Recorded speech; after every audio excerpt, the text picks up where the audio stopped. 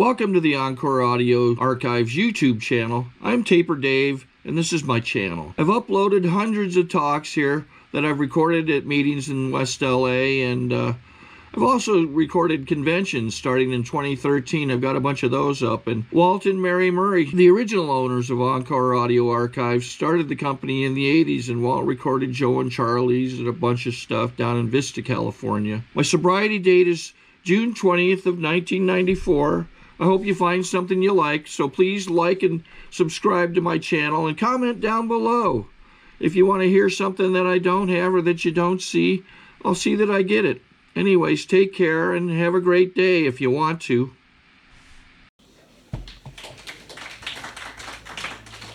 Please join me in welcoming our next speaker, Evan. Evan. Hey, thanks. I just spilled my coffee on the floor. Yeah, I'm Evan. I'm an alcoholic, and Merry Christmas to all. I'm glad to be here today and glad to be sober. I actually couldn't give a rat's ass about Christmas. I have no feeling. As a child, I didn't have good or bad Christmases. I was in a very non-religious home. We celebrated it. It was fun. I grew up and I never really thought about it. So it's never been a big issue for me. It's weird. The house I grew up in was so crazy. The holiday that my mother couldn't take was the 4th of July. And every 4th of July, she would plunge into this depression where she would have to lock herself in her bedroom and chain smoke Pall Malls and drink and sob uncontrollably. And I grew up in an alcoholic home. I like AA because I've always been an alcoholic, as far as I know. And let me just say that everything here that I share here is my opinion. I'm not an authority on AA at all. I was fired by a sponsor last year because he didn't agree with what I was working on or something like that.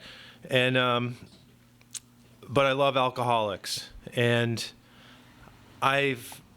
and the anonymity principle that we have here was made for somebody like me, because when I got sober, I feel, as an alcoholic, I have problems with humility. I feel better than other people. I feel alcoholics, in my heart, I feel we're better than even a drinking alcoholic to an extent. I would rather be around than a sober normie. Normies don't interest me, except that I do have so-called normie friends now. So I'll just tell you a little bit about myself. And I got sober this time around 8 years and 7 months and 4 days ago. And I have to say this time around, because I was exposed to not just AA, but other programs from a young age. When I was a kid, I grew up in Cleveland, Ohio, in the suburbs. Professional parents, like they were professionals. They weren't professional parents.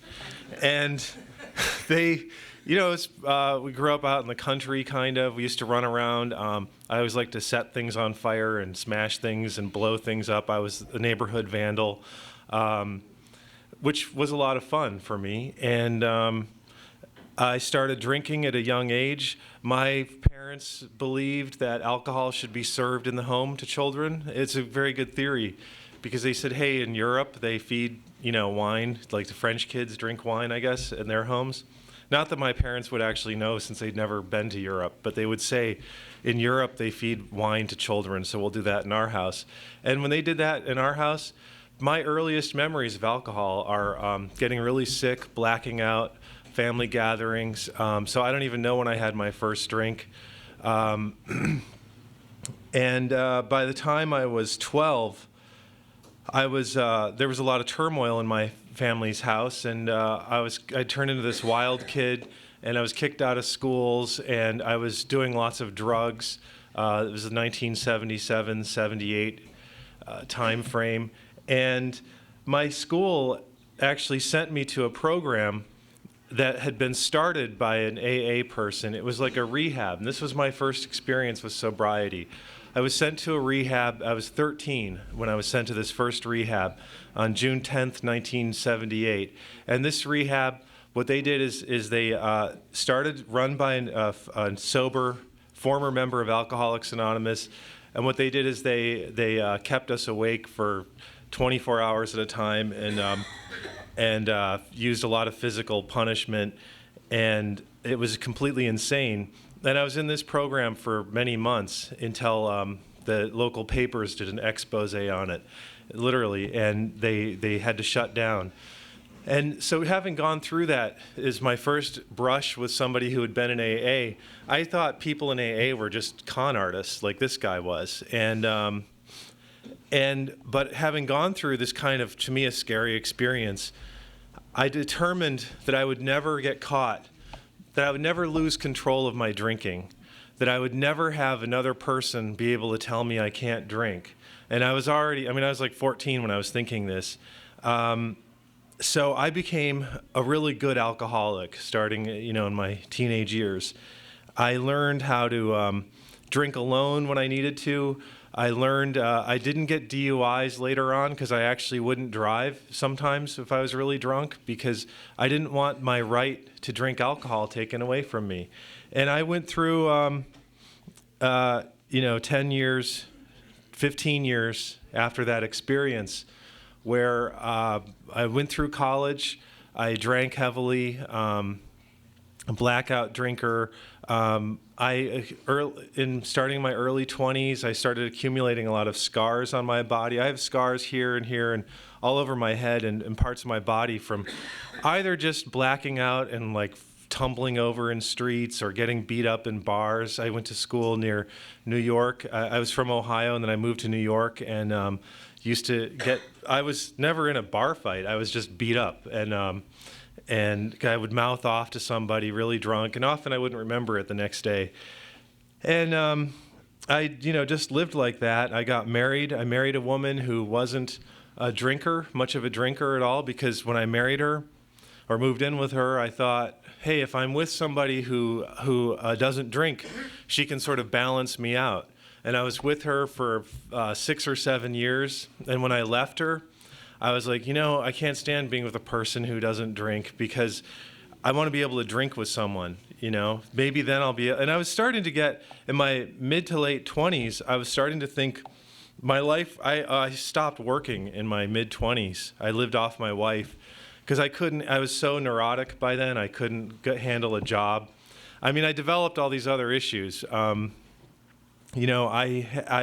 had panic attacks, or I had a fear of I never actually had one, but I saw like ads for panic attack medicine or something, and I thought I was going to develop those. So if we were out socializing, this is when I was married, and like a bunch of couples wanted to get into a car together and drive to the restaurant, I had to sit by the door, because I was convinced that at some moment it might require me to just start screaming and jump out of the car. And that's how I was a real mental basket. Is that the right phrase? And not even that old, and covered with scars, and I almost, I just almost died several times, and I knew I was an alcoholic, but I wanted power over it, and I kept going, and so I left my wife because I didn't want to stop drinking, but I thought maybe if I'm with an alcoholic woman who understands how to drink, then I can control it better. So I tried that for a while, and this led to a very serious suicide attempt. It's funny because I actually told the story once, and this guy was like, that wasn't a very serious suicide attempt, and I got really mad, and I was like, no, it was. I cut the gas lines in my house, and I took pills and drank and tried to gas myself, and I say that it's a weird thing, because at the time, through all of this, I didn't think I was depressed, and with that experience with the suicide attempt, it baffled me the next day, because I was like, I hadn't thought about suicide before, and I did this in a semi-blackout. I would just do these crazy things in blackouts. It had always been that way since I was a kid. And so to sort of sum up to where I started to get sober the next time around, my wife had forced me, not forced me, but to buy some time, like to sort of buy her off. I went to some meetings for a period, but that didn't take. I left her, was with somebody else. We had a very stormy relationship, this alcoholic woman and I. And my last drink was, I got a job. I've always wanted to be, starting as a kid, I always read a lot. Had a big fan. I think some alcoholics, we have big fantasy lives. I wanted to be a writer or a historian. I'd studied history in college, and then I wanted to be a writer, so I did that, but I was unsuccessful. Before I got sober, I got a job writing for a porn magazine, and that was my first job in many years. And it's a funny story, but actually for me, it was, I had a job with health benefits. I was writing for a living. It was a dream come true. And I was completely miserable, and I couldn't understand. And the girlfriend that I had left my wife for her. She was, in my opinion, she was really beautiful. She was really funny, and I couldn't understand why is it I have my dream job in the porn industry and this wonderful alcoholic pillhead girlfriend that we take pills together, we drink together, and and I'm miserable. And I'm making it sound superficial. I'd had a suicide attempt a year earlier. But I got 6 months on this job, and I passed the probationary period because it was run like a normal corporation where I worked.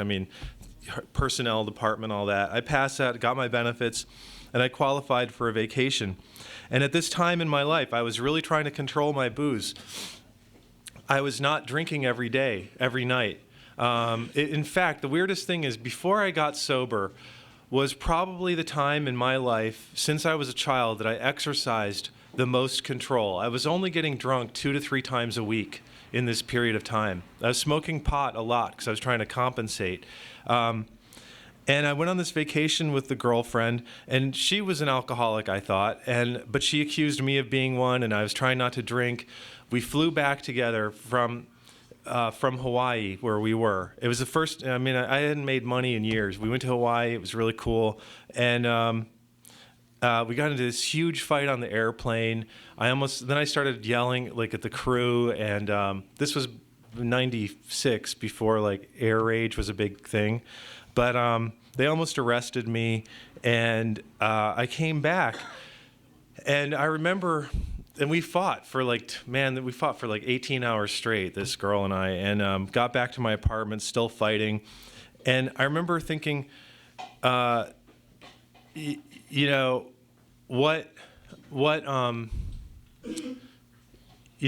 is my life now? This is the best I can achieve. And when I say fighting, we were in a physical, she was hitting me with trying to hit me with a hammer. We were throwing each other around the apartment. It's if the cops come, and she was the physical aggressor in this, but I was if the cops come, I'm going to go to jail. And I'm a pornographer now, so that's not going to look good in court. And this is where I am. This is the best I can do.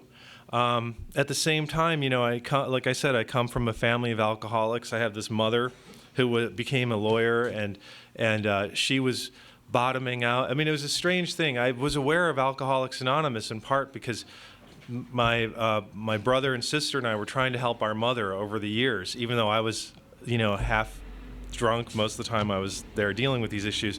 But our mother, she kept almost dying, and she's now in a mental hospital.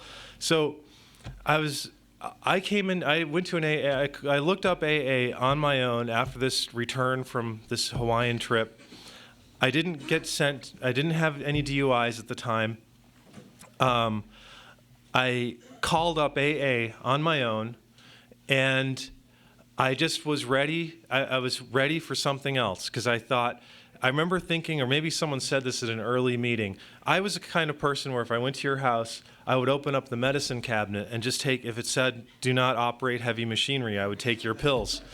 And I thought, I'll do AA in the same spirit. I don't believe in religion. I have a mistrust of groups and of alcoholics because of my childhood experience in what was actually a cult run by an AA person. But I'm so desperate, I'll try anything. And I went to an AA meeting. It was on Gateway at this church just south of Pico. But on the east side of the street, and I've never been to that meeting before or since. I believe it was a Thursday night. I came in, and there was like 5 older men, 2 of whom I think were wearing overalls, and it looked like they had nothing on underneath. And they were sitting in a circle, and I came late, which has been a long tradition of mine, and they were having like 11 minutes of silence. And this was a really hard experience because when I came into that meeting, I hadn't had a drink in like 24 hours or so, but I reeked of alcohol. I was jittery, and I was like, what am I doing in this room with these weird guys who appear to be wearing overalls and nothing else on, and they're silent. And you know, the language of the heart, something that if you're new, you'll hear people talk about. These guys, when they started speaking, I couldn't identify with a word they were saying. I thought they were just kind of like, I almost felt sorry for them. I was like, okay, nice meeting you guys had, hope you get better. And yet, there was something when I walked out of there that had connected with me. And it wasn't anything they said, wasn't anything I heard. They didn't have what I wanted. And I felt better. And I got a directory. And you know, and actually I should correct that, because there was a guy at that meeting who gave me a ride home. Because one of the things when I'd returned from Hawaii, I lost my car somehow. So I was still in this phase where I didn't know where my car was, and which is funny because it's so routine. Like for an alcoholic, like I don't know where my car is right now. I don't even know how I lost it because I was in some blackout when I lost it. As you see, I did drive drunk. I said I often didn't drive drunk, but you know, I have to catch. Every alcoholic, I think, has different versions of his story. This guy who gave me a ride home from that meeting, he was a young kid, and I mean, he was like 24, and he was really fired up on AA. And I thought, this guy is like a cult member, because I had been in an AA kind of cult when I was a kid. I mean, he was driving the exact speed limit, and he wouldn't swear. Like, I mean, he was really kind of, you know, he'd latched onto the program. And one thing he said to me was, he said, hey, anything you want in your life, he said, make a list, put it ahead of AA and as a list of importance, and see how quickly you lose it. And he said, put your girlfriend ahead of AA, see how quickly you lose her. Well, actually, I wanted to lose her at that time, so that was a bad argument. But I told him, I really want to be a writer. Even though I'm a pornographer now, I want to be a writer. And he said, put that ahead of AA. See how fast you lose that whole career, your career as a pornographer. And I was like, okay. So, but something about that logic hit home, because I've always been, you know, deep inside, although I'm lazy and cowardly to an extent, I've always have wanted to be an extremist. I mean, like, I've always wanted to be extremely committed to something. I just never got around to it. And I recognized in AA, as I started going to more meetings, and I recognized this great program where I could kind of become an extremist, but the bar is very low. Like, people started talking about, with the 3rd step, when I started studying the steps, you know, just be willing to turn your life over to a higher power. You know, and it's funny, we always talk about in AA, it's action, it's not thought. You don't think your way into better behavior, you act your way into better behavior. You know, AA can be very militant and hardcore in a way, but any time, which is about 80% of the time, I haven't done things properly or I've messed up, people are like, oh, that's all right, you know. So you get like the AA Nazi side where everyone's like, you got to do it this way, got to do this.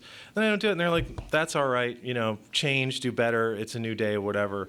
So I love that about it. It's a program that was made for me.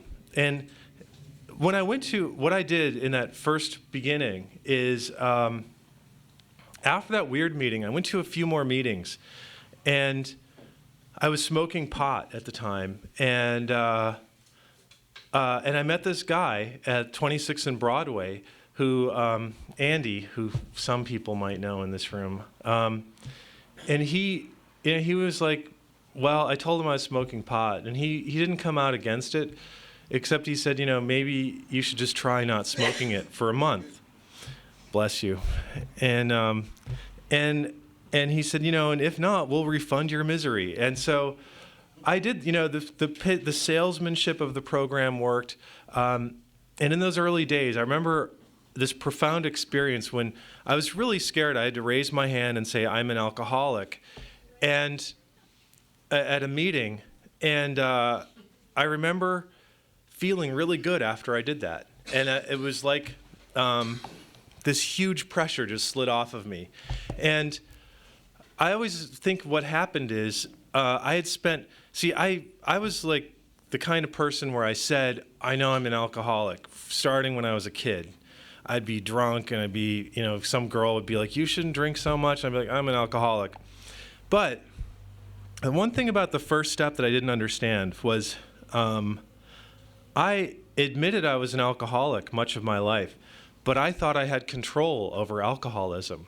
And so I would say, I'm an alcoholic. I did like getting drunk too, by the way. I loved everything about it. I loved the smell of it, the taste. I loved hangovers even. I worked well on hangovers.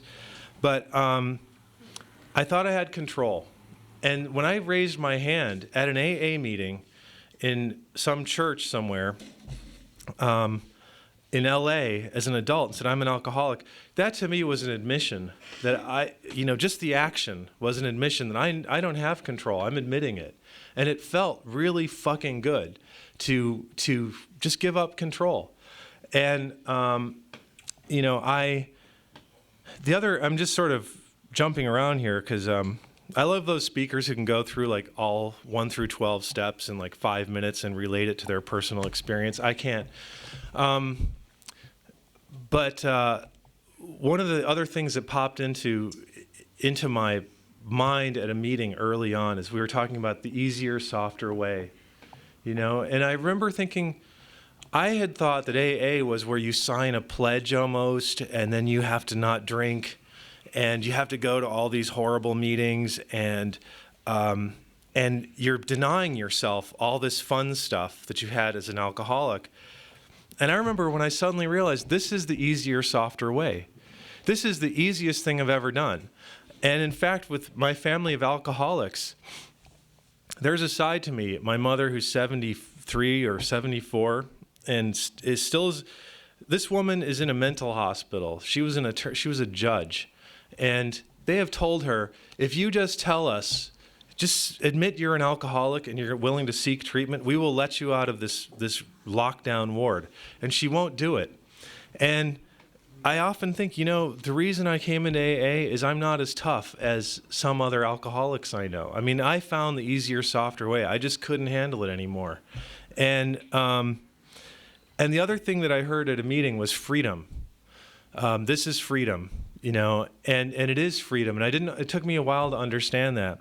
But just to go ahead, I stopped smoking marijuana after 6 days. I came in on May 15th, 1996, stopped smoking, taking anything that affects me from I don't know what that saying is, but anything, if it makes you drowsy, I don't take it or drink it.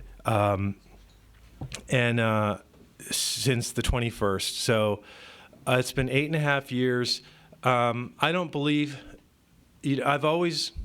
I've had an insane life as a sober member of Alcoholics Anonymous. I changed my writing career.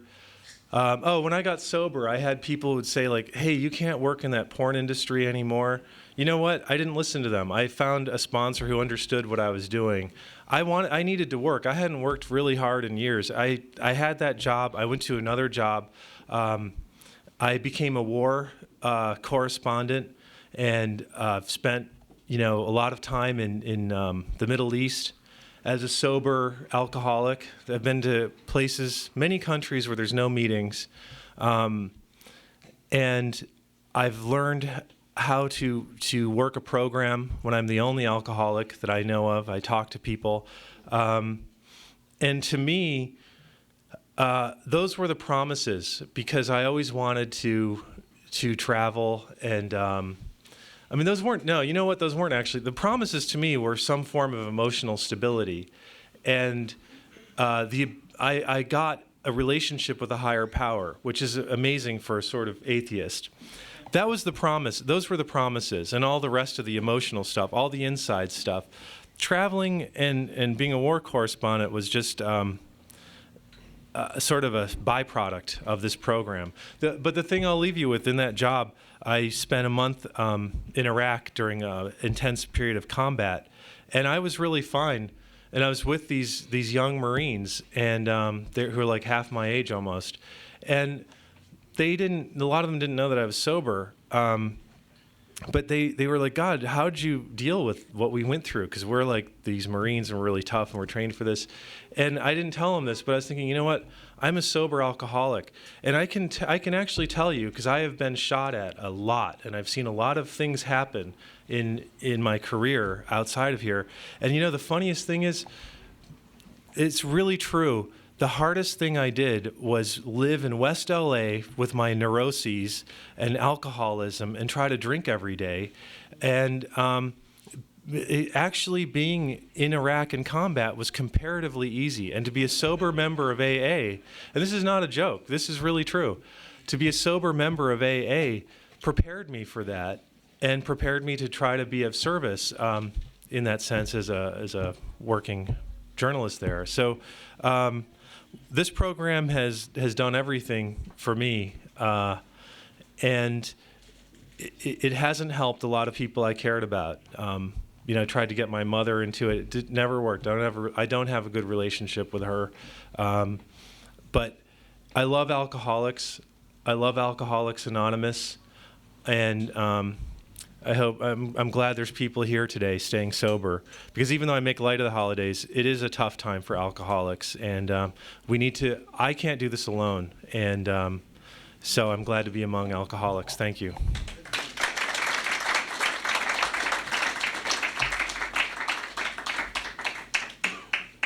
I think we got a great talk going on here. Thanks for watching the channel. Taper Dave here. Just curious, do you think this is better than Zoom? Okay, this is how I prepare my drone for launching. I like to do it inside the cab of my truck so I'm not standing outside in the weather. To install the joysticks for control, up and down, right and left, powered on. I have an Android phone that I use to connect it to the drone with. And it's actually controlled through the iPhone, through an app. Oops, wrong way. It's actually controlled through the iPhone, or through this Android phone, through the app. It's actually controlled through the Android phone, through an app, and you connect it through this short connection right here.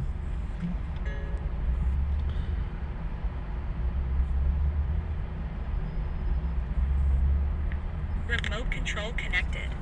Remote control's connected. So I pull out the drone. I have to extend the legs. Long legs extended first, then the short legs. Remove the gimbal protector.